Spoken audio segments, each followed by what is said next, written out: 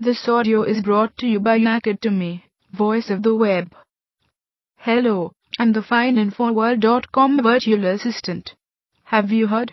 A Fox host states that all hell could break loose on November 1st. An Infowars.com article by Paul Joseph Watson reports that Fox News' Neil Cavuto thinks the Department of Homeland Security's $80 million outlay on armed guards to protect government buildings is directly connected to food stamp cuts set to take effect on November 1st, a day on which all hell could break loose. Well, could this happen here on November 1st? The Department of Homeland Security says yes, it can. It's spending $80 million to batten cities down. You won't believe why, though. Like Greece. November 1st could be a very, very, iffy kind of a day. And I'm not just talking about what many in the Catholic Church view as All Saints Day. This could be all hell breaks loose day. The Department of Homeland Security spending $80 million on a raft of armed guards to protect the IRS and other government buildings in New York. Not from terrorist threats, mind you, but from American citizens, because on November 1st, the food stamp program is set to start decreasing the amount that is allocated to food stamp recipients. Not all, but a good many, and they're worried that violence will ensue. TeaParty.net chief strategist Niger Innes says, like Greece, violence is a serious concern when entitlements are threatened. And Niger, I guess they're preparing for the worst. Should they be? Well, this is really frightening. I mean, we are on a slow march to becoming Greece. You know, what this says more than anything is that when you have nearly 50 million Americans on food stamps that are forced to be on food stamps because of a miserable economy that big government is strangling, then you have a situation where it's obvious what government can give to you, government can take away.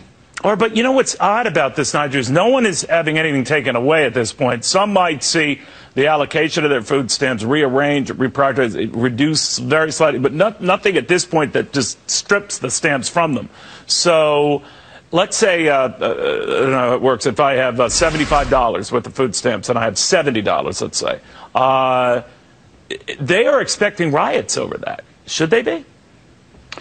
Well, you know, I don't know that they should expect riots this cycle. But if we do not radically change our economy and revamp our economy so that those 50 million people, nearly 50 million people, have an opportunity to be liberated from food stamps, forget $75 versus $70 versus $65. Right. What these people need is economic opportunity and a good job so they can put food on their own table. You know, Neil, the slaves had food stamps too. It was called scraps from Massa's table. And we have a crisis within our country right now when you have the 50 million people, nearly the entire West Coast, three states on the West Coast of the United States, on food stamps. That's the real outrage, and that's the real crisis. To say nothing of about 100 million Americans who get some sort of food assistance. Now, I'm not begrudging the fact that there are some who genuinely need that help, and we should help them.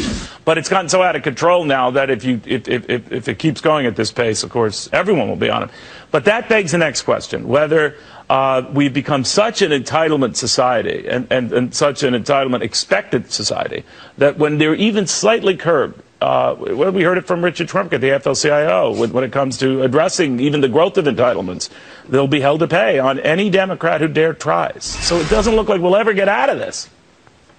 And we have to get out of this. I mean, we are on a slow march to being Western Europe, a socialized Western Europe, big government state where people have not only on entitlements, but have an entitlement mentality. And I'm not blaming the people that want these entitlements or in many cases might even be addicted to these entitlements. I'm saying they are victims and need to be liberated. Look, most of these folk that I talk to every day, they don't want to be on welfare. They don't want to be forced to be in a predicament where they have to use food stamps or food assistance. They want a good job. So we need to liberate this economy so that we can revive this economy to provide jobs, you know, take the boot off the private sector so that the private sector can do what it does best, which is create economic opportunity, not just jobs, but economic opportunity for people that might want to be entrepreneurs